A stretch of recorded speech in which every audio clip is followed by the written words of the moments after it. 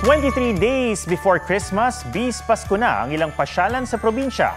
Sabay rin ang amihan sa simoy ng Pasko sa Antipolo. Tunghayan natin sa report ni Ian Cruz.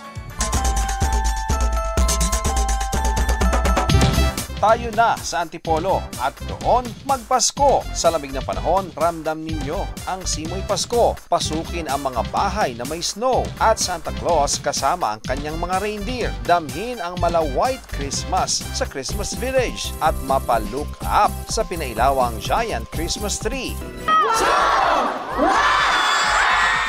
Ang Christmas tree namang ito sa isang mall, bukod sa may mensahe ng pagkakaisa, one with the nature pa. Sa Paway, Ilocos Norte naman, tila simbang gabi na sa UNESCO World Heritage Site na St. Augustine Church. Nagsimula na kasi ang taon ng Narimat a Pascua, joyful symphony of lights na inspired ng Aurora Borealis. 2, 1!